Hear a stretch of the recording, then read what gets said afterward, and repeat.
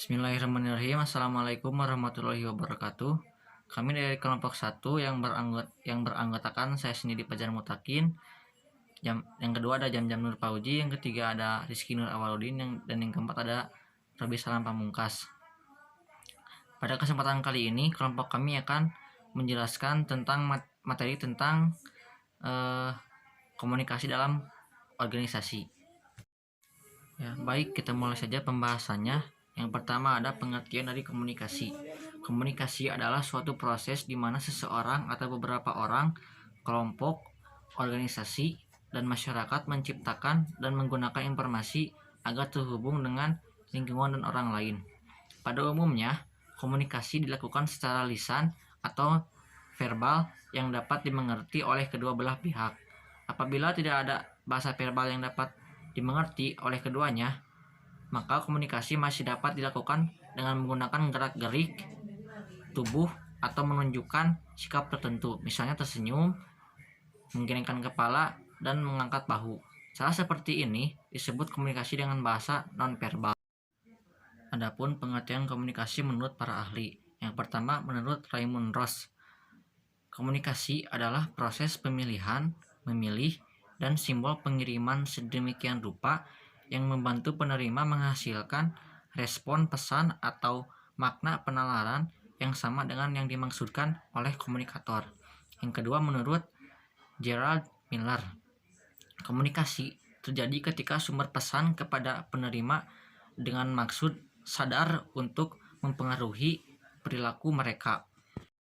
Yang ketiga, menurut Kamus Besar Bahasa Indonesia atau KBBI, komunikasi adalah pengiriman atau penerimaan pesan atau berita dari dua orang, individu atau lebih, agar pesan yang diberitakan tersebut bisa dipahami oleh lawan bicara.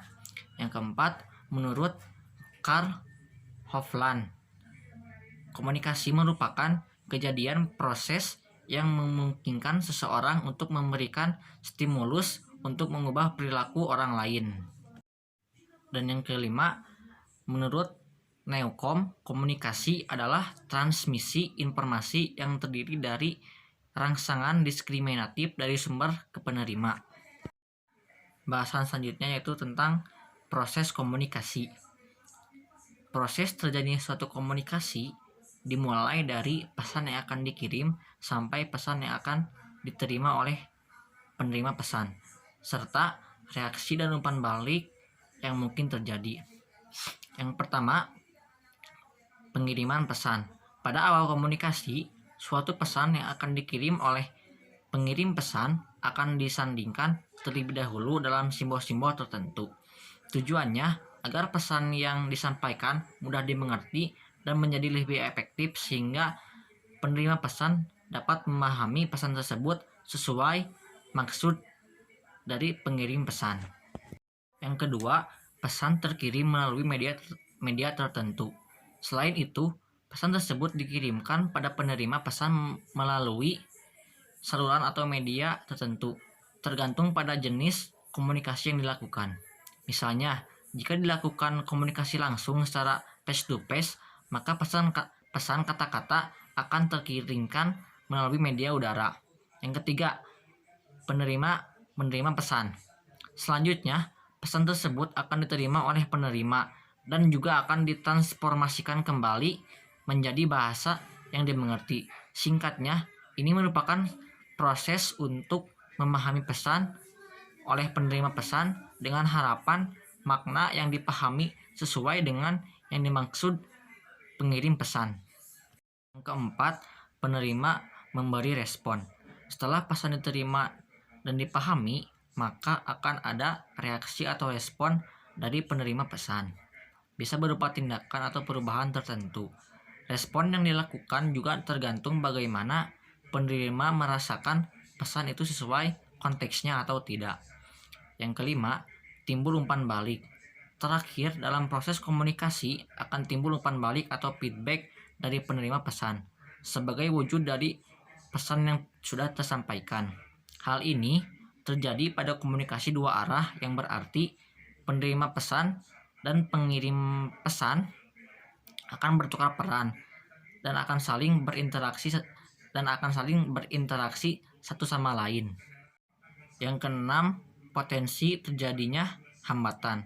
Pada proses komunikasi bisa terjadi gangguan atau hambatan, yakni kegaduhan atau noise yang bisa menghalangi terkirimnya suatu pesan. Dalam komunikasi langsung, hambatan ini bisa berupa suara-suara lain sehingga pesan dari pengirim tidak tersampaikan seutuhnya, sehingga harus mengirim ulang pesan tersebut. Pembahasan selanjutnya yaitu kesalahpahaman dalam berkomunikasi. Ada 4 faktor atau masalah utama dalam kesalahpahaman dalam berkomunikasi. Yang pertama adalah masalah dalam pengembangan pesan. Yang kedua, penyampaian pesan. Yang ketiga, penerimaan pesan. Dan yang keempat, penafsiran pesan. Yang pertama, masalah dalam pengembangan pesan. Dalam pengembangan suatu pesan, sumber masalah yang sering terjadi yaitu ketika menyusun sebuah pesan. Masalah dalam pengembangan pesan dapat mencangkup antara lain munculnya keraguan tentang pesan. Yang kedua, kurang terbiasanya dengan keadaan yang ada atau masih asing oleh penerima pesan. Yang ketiga, adanya pertentangan emosional atau kesulitan dalam mengekspresikan ide atau gagasan. Yang kedua, masalah dalam penyampaian pesan. Komunikasi juga dapat terganggu karena munculnya masalah dalam penyampaian pesan dari pengirim ke penerima. Masalah yang paling jelas di sini yaitu faktor fisik. Jika sedang menyampaikan presentasi makalah atau kertas kerja, sebaiknya mencari dan memilih media yang memungkinkan audiens dapat melihat dan mendengarkan dengan jelas apa yang disampaikan. Yang ketiga, masalah dalam menerima suatu pesan. Ketika menerima suatu pesan, masih terdapat hambatan atau gangguan atau permasalahan dalam menerima suatu pesan. Masalah atau gangguan yang muncul dalam penerimaan suatu pesan antara lain adanya persaingan antara penglihatan dengan suara, serta kursi yang tidak nyaman sehingga mengganggu konsentrasi penerima pesan. Yang terakhir, ada masalah dalam menafsirkan pesan. Meskipun suatu pesan sering terjadi gangguan selama proses penyampaian pesan, masalah terbesar terletak pada proses terakhir dalam penyampaian pesan, yaitu ketika seseorang sedang menafsirkan suatu pesan yang disampaikan oleh pemberi pesan. Gangguan yang terjadi dalam hal menafsirkan pesan yaitu seperti perbedaan latar belakang, arti kata-kata yang bermakna banyak, dan pernyataan emosional dapat menimbulkan munculnya kesalahpahaman antara pemberi pesan dengan penerima pesan. Assalamualaikum warahmatullahi wabarakatuh. Perkenalkan, nama saya Jamil Nurfauzi. Saya dari kelas 2E, nomor NPM 1911000185 dari Prodi Manajemen S1. Di sini saya akan mempresentasikan mengenai pengertian komunikasi satu arah dan komunikasi dua arah. Adapun pengertian komunikasi satu arah adalah pesan yang disampaikan oleh sumber kepada sasaran dan sasaran tidak dapat atau tidak mempunyai kesempatan untuk memberikan umpan balik kepada yang bertanya. Atau komunikasi satu arah bisa dikatakan sebagai komunikasi yang tidak memberi kesempatan kepada pendengar untuk memberikan tanggapan atau sanggahan.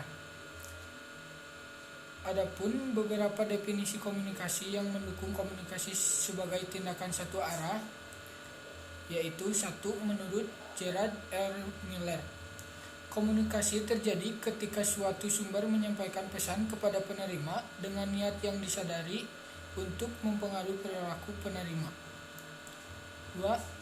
Menurut Everett M. Rogers, komunikasi adalah proses di mana suatu ide dialihkan dari sumber kepada satu penerima atau lebih dengan maksud untuk mengubah tingkah laku mereka.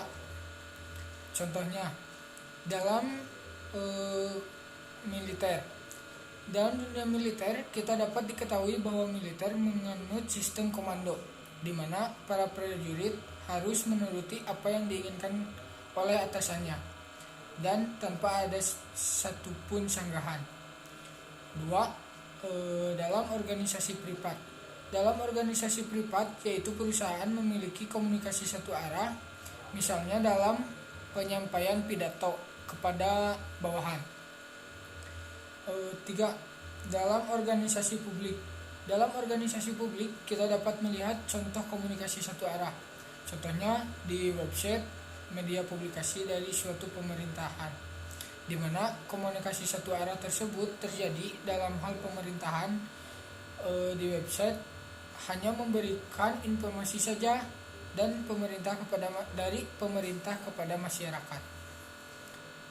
Adapun kelemahan dari komunikasi satu arah. 1. Tidak ada interaksi komunikasi antara komunikan dengan komunikator. 2. Tidak ada timbal balik dari komunikan. 3. Memberikan kesan otoriter.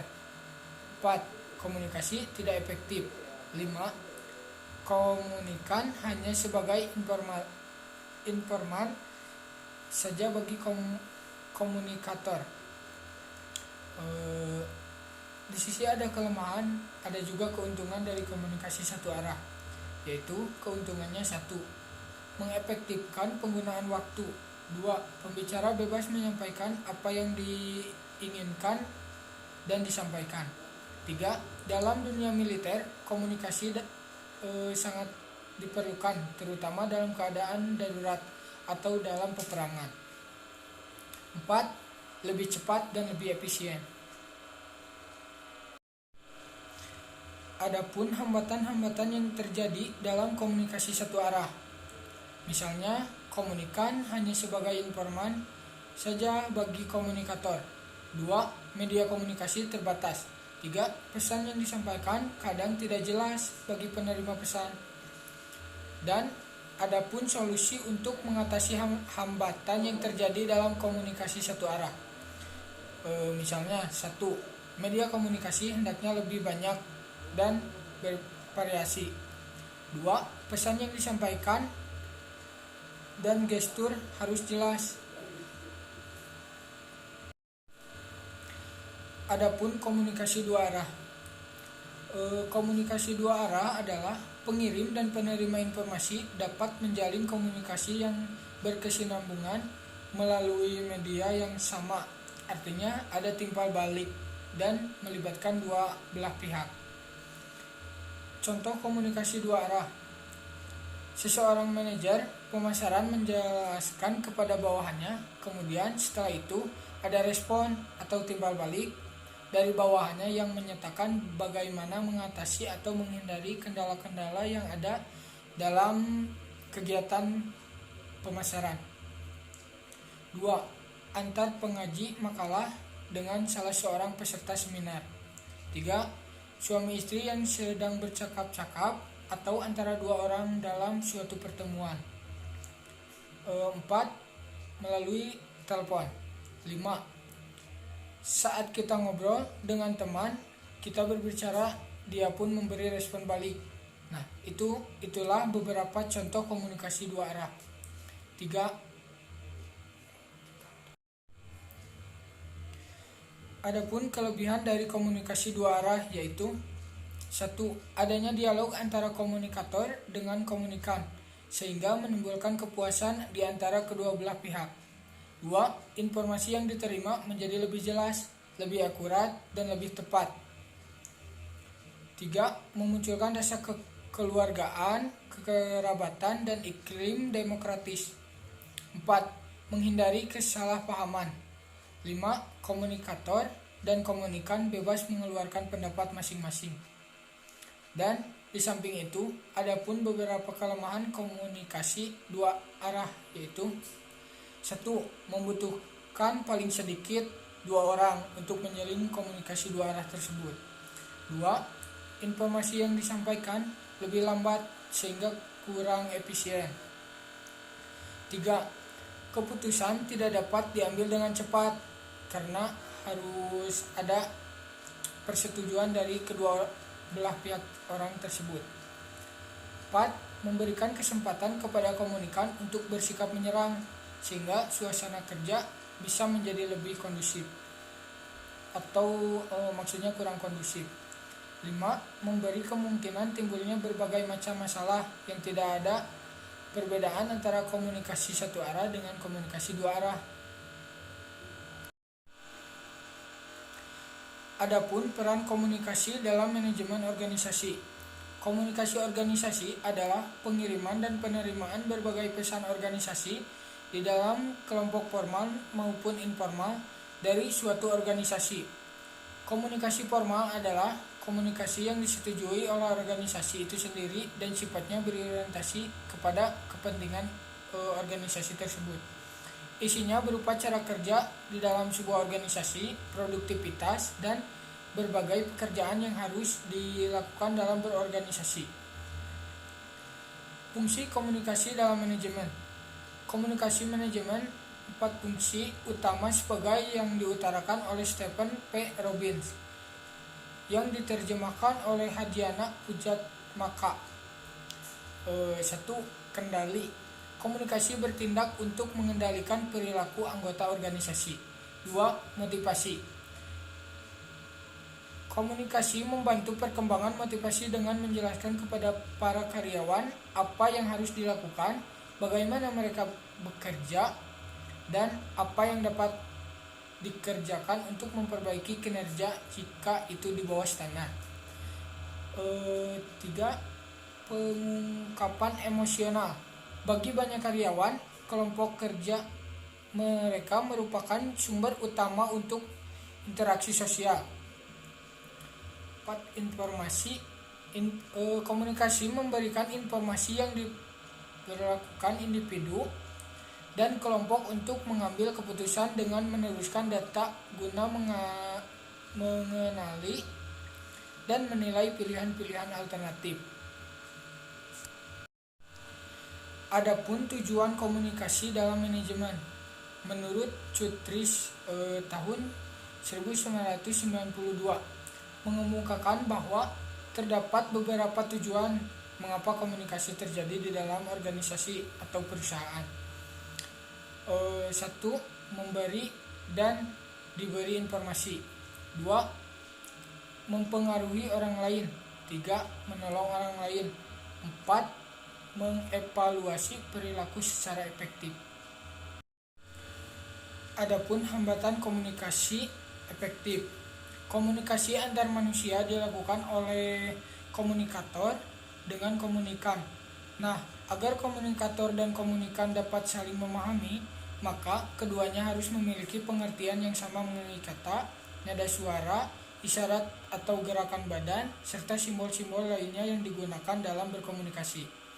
Namun, ada kalanya komunikasi antar individu ini juga mengalami hambatan. Misalnya, perbedaan persepsi dan bahasa. Persepsi adalah interpretasi pribadi terhadap suatu hal tertentu. Karena persepsi ini berasal dari interpretasi masing-masing individu, maka mungkin satu orang dengan yang lainnya dapat mengidentifikasi atau menginterpretasikan suatu kata dengan cara yang berbeda. Pendengaran yang buruk. Menjadi pendengar yang baik ternyata bukan suatu hal yang mudah. Meski cara mendengar yang baik sudah kita pahami, tapi ada kalanya pendengaran kita menjadi buruk. Pendengaran yang buruk tidak harus terjadi karena gangguan pendengaran di telinga. Pendengaran buruk bisa saja terjadi ketika sedang dalam keadaan melamun atau lelah lantaran sedang memikirkan masalah yang lain. Gangguan emosional. Emosi adalah suatu hal yang sangat mempengaruhi terhadap kondisi individu secara menyeluruh. Artinya, ketika seseorang sedang merasa marah, maka ia bisa kesulitan untuk menyusun pesan maupun menerima pesan dengan baik. Perbedaan budaya. Ada kalanya kita juga perlu berkomunikasi dengan orang lain yang berbeda budaya. Dengan adanya perbedaan budaya, maka pola komunikasi yang terjadi juga akan berbeda. Hal ini menjadi suatu hambatan komunikasi yang paling sulit untuk diatasi. Gangguan fisik. Seringkali, gangguan yang bersifat fisik bisa mengganggu proses komunikasi yang berlangsung. Gangguan fisik ini dapat berupa akustik yang buruk, tulisan yang tak terbaca, cahaya yang redup, masalah kesehatan, dan lainnya. Hambatan komunikasi dalam organisasi. Di dalam suatu organisasi, komunikasi juga jadi hal yang amat penting dan sering dilakukan.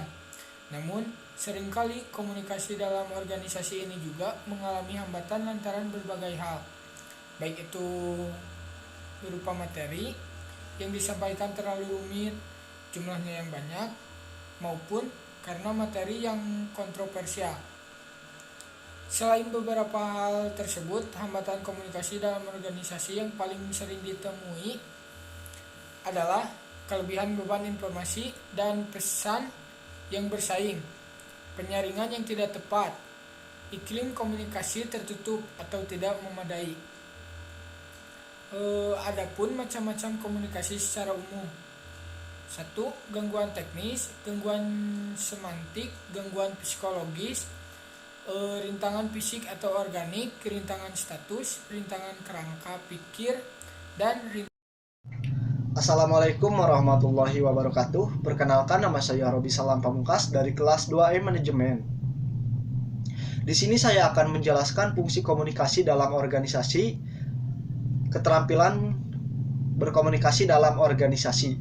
Baik, yang pertama saya akan menjelaskan fungsi komunikasi dalam organisasi menurut Robbins tahun 2006 dalam bukunya dengan halaman 392. Yang pertama adalah pengendalian, motivasi, pengungkapan emosi, dan terakhir informasi. Yang pertama, pengendalian. Fungsi komunikasi ini untuk mengendalikan perilaku anggota dengan beberapa cara.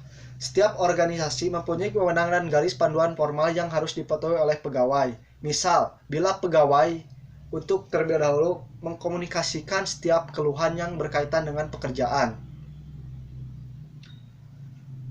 sesuai uraian tugasnya atau sesuai dengan kebijakan perusahaan, komunikasi itu menjalankan fungsi pengendalian. Namun, komunikasi informal juga mengendalikan perilaku. Yang berikutnya adalah motivasi. Komunikasi motivasi dengan menjelaskan kepada anggota apa yang harus dikerjakan dan apa yang harus dilakukan, seberapa baik mereka bekerja dan apa yang dikerjakan untuk memperbaiki kinerja yang di bawah standar. Yang berikutnya adalah pengungkapan emosi. Komunikasi yang terjadi di dalam kelompok atau organisasi merupakan mekanisme fundamental di mana para anggotanya menunjukkan kekecewaan dan kepuasan. Oleh karena itu, komunikasi memfasilitasi kelepasan ungkapan emosi, perasaan, dan pemenuhan kebutuhan. Yang terakhir adalah informasi. Komunikasi memberikan informasi yang diperlukan kelompok untuk mengambil keputusan melalui penyampaian data guna mengenali dan mengevaluasi pilihan-pilihan alternatif. Informasi di sini yaitu tujuannya untuk memberikan informasi kepada organisasi tersebut. Saya Rizky Nur Awaludin, NPM 1911000186. Saya akan melanjutkan bahasan komunikasi yang telah teman saya sampaikan. Di sini saya akan menjelaskan bentuk-bentuk komunikasi dan corak komunikasi. Bentuk-bentuk komunikasi. Ada beberapa bentuk komunikasi, diantaranya komunikasi intrapersonal. Komunikasi intrapersonal sering disebut juga komunikasi intrapribadi. Secara harfiah dapat diartikan sebagai komunikasi dengan diri sendiri. Komunikasi yang terjadi dalam individu ini juga berfungsi sebagai 1. Mengembangkan kreativitas, imajinasi, memahami dan mengenali diri, serta meningkatkan kematangan berpikir sebelum mengambil keputusan. 2. Komunikasi ini akan menjadikan seseorang agar tetap sadar akan kejadian di sekitarnya. 2. Komunikasi interpersonal. Komunikasi interpersonal ialah komunikasi antara dua orang yang terjadi kontak langsung dalam percakapan. Komunikasi ini juga dapat berlangsung dengan berhadapan muka atau melalui media komunikasi, antara lain dengan melalui pesawat telepon atau radio. Komunikasi ini disebut efektif apabila komunikasi dapat menghasilkan perubahan pada orang yang terlibat dalam menghasilkan perubahan. Efektivitas antar pribadi dapat dibagi menjadi dua macam. 1. Efektivitas perspektif humoris. Ciri-ciri efektivitas ini ialah keterbukaan, empati, dukungan, rasa positif, dan kesetaraan. 2. Efektivitas perspektif pragmatis. Ciri-cirinya ialah bersikap yakin, kebersamaan, manajemen interaksi, orientasi pada orang lain. 3. Komunikasi kelompok. Menurut Michael Burgon 1978, komunikasi kelompok ialah interaksi tatap muka antara 3 orang atau lebih dengan tujuan berbagi informasi, pemecahan masalah yang mana anggotanya dapat mengingat karakteristik pribadi anggota secara tepat. Sedangkan menurut Goldberg 1975, komunikasi kelompok ialah suatu bidang studi, penelitian, dan penerapan yang menginkribetkan tidak hanya pada proses kelompok secara umum, tetapi juga pada perilaku komunikasi individu untuk memiliki susunan rencana tertentu untuk mencapai tujuan kelompok. Media komunikasi kelompok ini ialah seperti seminar dengan tujuan membicarakan sesuatu masalah dengan menampilkan pembicaraan, kemudian meminta pendapat. 4. Komunikasi massa.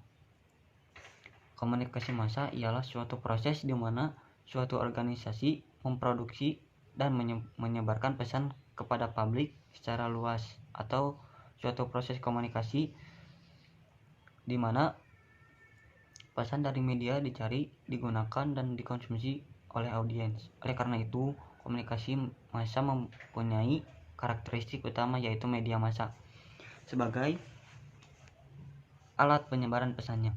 Fungsi komunikasi massa itu sendiri ialah 1. Sebagai informasi, kegiatan untuk mengumpulkan, menyimpan data, fakta, pesan, opini, dan komentar sehingga orang bisa mengetahui keadaan yang terjadi di luar sana.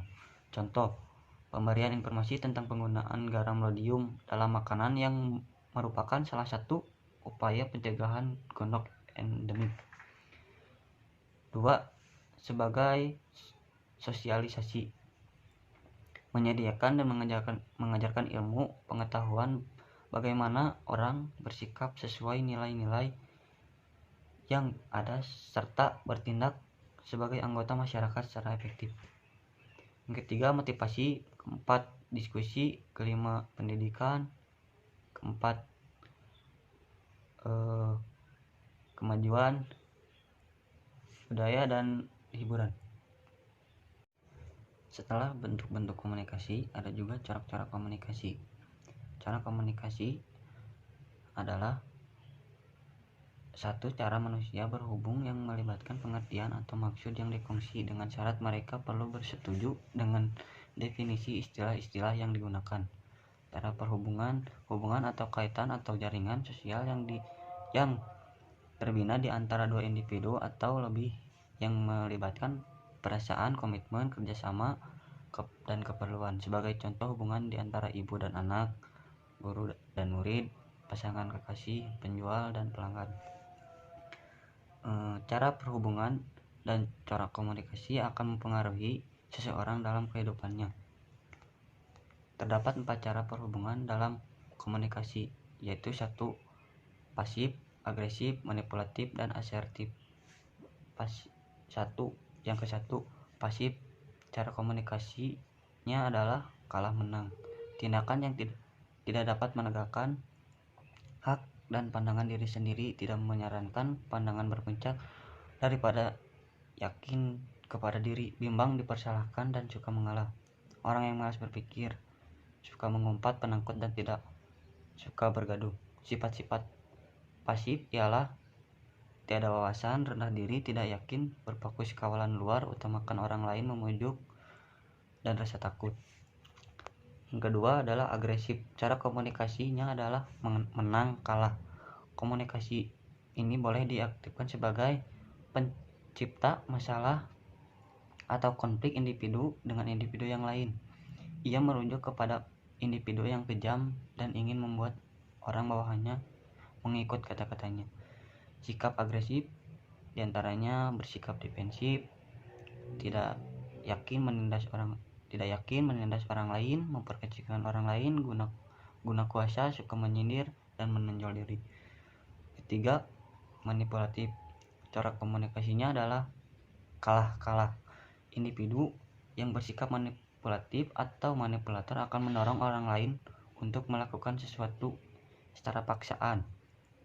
Mungkin individu tersebut akan mengkritik, memarahi, atau mengancam supaya orang lain melakukan sesuatu untuknya. Komunikasi ini juga digunakan untuk mendorong seseorang melakukan sesuatu, tetapi juga untuk menghentikan orang tersebut melakukan tindakan tertentu. Sikap individu manipulatif diantaranya tegas, degil, egois, rendah diri, murung, mudah putus asa, balas dendam, dan suka bergaul. Yang terakhir, asertif.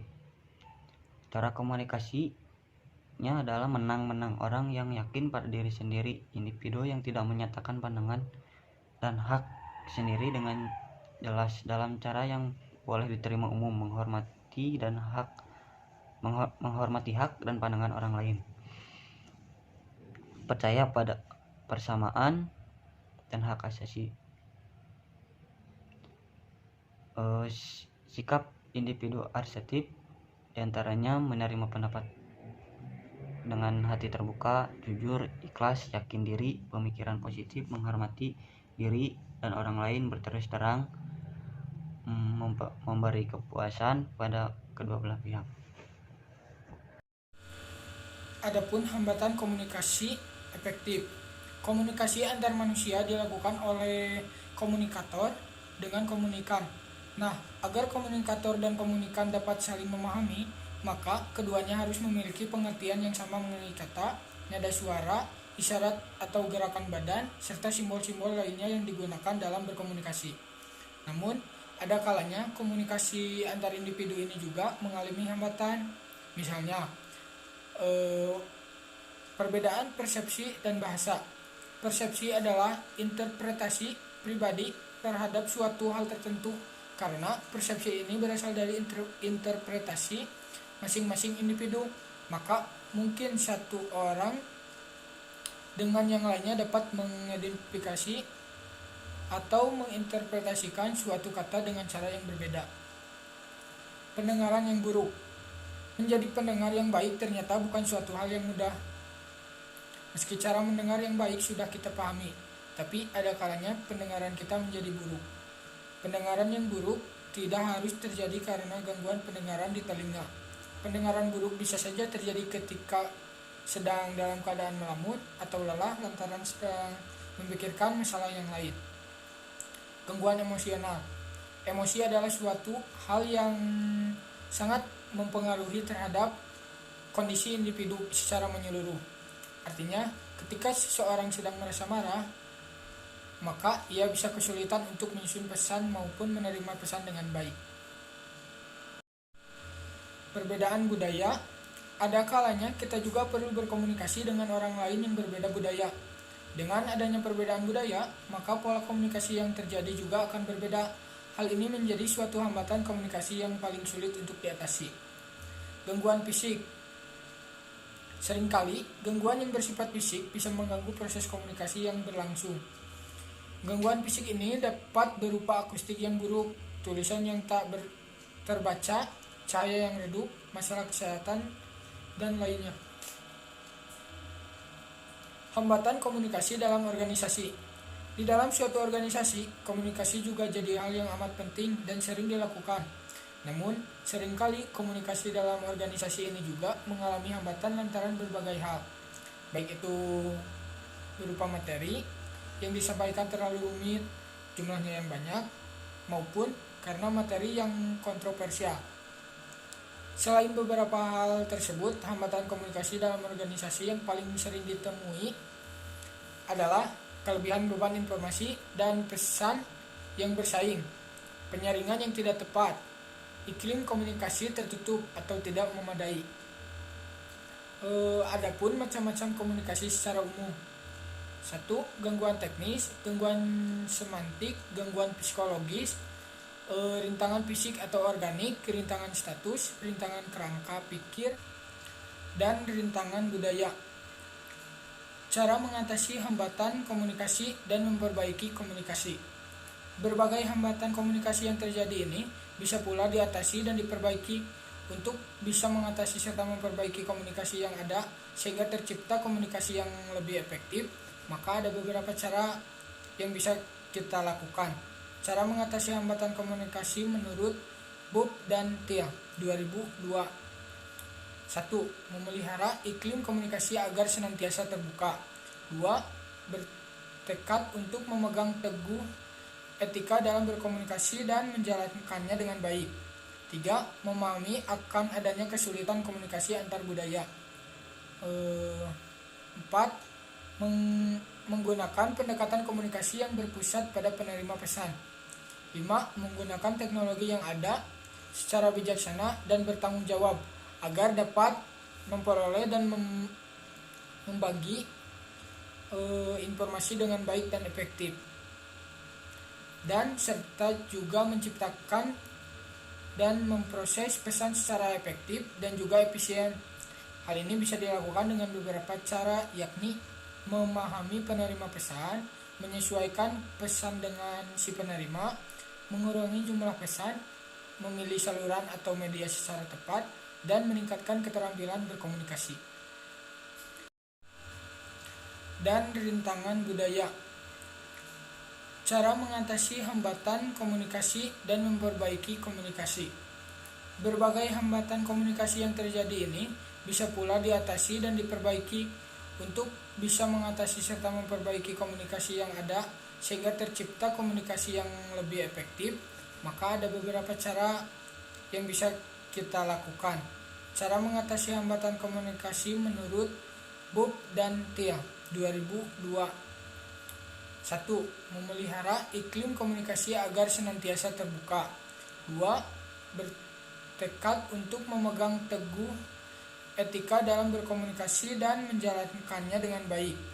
3. Memahami akan adanya kesulitan komunikasi antar budaya. 4. Menggunakan pendekatan komunikasi yang berpusat pada penerima pesan. 5. Menggunakan teknologi yang ada secara bijaksana dan bertanggung jawab agar dapat memperoleh dan membagi informasi dengan baik dan efektif, dan serta juga menciptakan dan memproses pesan secara efektif dan juga efisien. Hal ini bisa dilakukan dengan beberapa cara, yakni memahami penerima pesan, menyesuaikan pesan dengan si penerima, mengurangi jumlah pesan, memilih saluran atau media secara tepat, dan meningkatkan keterampilan berkomunikasi. Selanjutnya adalah keterampilan berkomunikasi dalam organisasi. Di sini sangatlah penting. Komunikasi adalah salah satu sarana untuk berkomunikasi atau berhubungan dengan orang lain atau berinteraksi dengan orang lain, seperti dalam sebuah organisasi. Komunikasi yang jelas dapat akan membuat orang lain memperhatikan dan mengerti apa yang kita bicarakan. Komunikasi peranan penting dalam membantu pekerjaan, seperti dalam organisasi. Banyak sekali orang yang bisa dilakukan untuk meningkatkan keterampilan dalam berkomunikasi. Apa saja? Nah, di sini saya akan menjelaskan, yaitu melakukan kontak mata. Menjaga kontak mata dapat meningkatkan kepercayaan orang lain terhadap dengan pembahasan yang Anda bicarakan, karena setiap kalimat yang diucapkan terdengar lebih meyakinkan. Yang kedua yaitu memperhatikan artikulasi. Jelas terdengar oleh lawan bicara Anda, sampai lawan bicara Anda hanya mendengar gimana dan tidak mengerti apa yang Anda bicarakan. Yang berikutnya adalah menyesuaikan diri dengan lawan bicara. Menempatkan diri Anda dalam bicara adalah salah satu hal yang penting dalam memperhatikan. Oleh karena itu, Anda harus selalu bisa menyesuaikan lawan bicara saat berkomunikasi. Yang berikutnya adalah menambahkan bahasa tubuh. Di sini sangatlah penting. Contohnya dalam sebuah ekspresi wajah atau gerak tangan. Dalam ekspresi wajah adalah salah satu bagian dari bahasa tubuh efektif yang untuk digunakan dalam berkomunikasi, karena itu Anda bisa berlatih dan menggunakan bahasa tubuh yang meningkatkan keterampilan dalam berkomunikasi. Yang berikutnya adalah menambahkan empati. Komunikasi yang baik akan terjadi saat memahami kondisi lawan bicara. Cara yang paling efektif untuk memahami yang dimaksud dengan lawan bicara adalah dengan menetapkan diri sebagai orang yang Anda ajak bicara. Yang berikutnya adalah berbicara dengan santai. Maksudnya di sini jangan memotong pembicaraan orang lain, menjadilah diri pendengar dulu yang baik. Biasanya orang yang gugup cenderung akan berbicara lebih cepat dan dengan suara yang pelan, sehingga seringkali menyulitkan lawan bicara. Yang berikutnya adalah mengontrol emosi. Saat membicarakan sesuatu yang Anda membagikan rasa emosi dalam, Anda harus tetap mengatur emosi agar stabil. Yang berikutnya